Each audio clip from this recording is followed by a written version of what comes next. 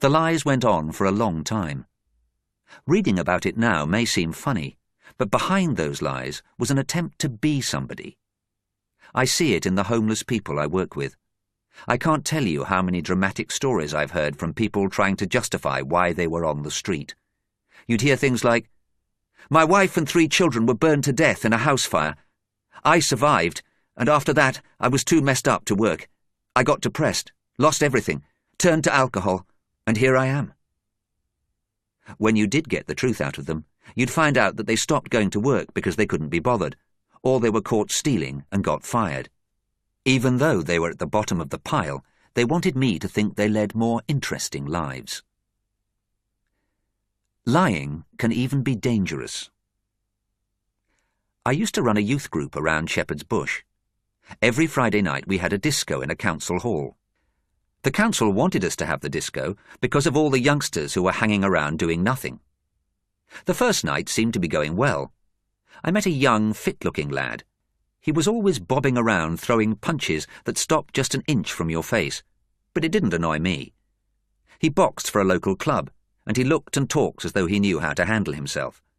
He talked pretty big. I was getting sick of the talk, so I thought I'd better give him something to do. I told him to take up a position by the door and not to let anyone in without a ticket. I figured he could handle it.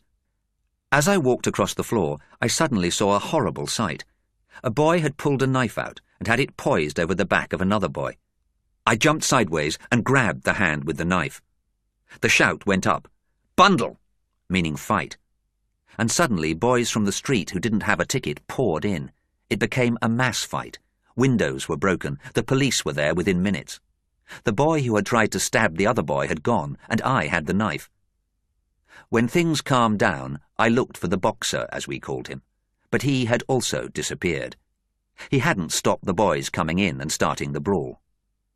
Later, I met the boxer and had a word with him. I could tell that all that bouncing around and throwing punches was cover.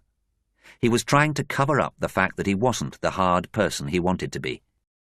He had lied about himself, and it could have been fatal. Truth leads to freedom.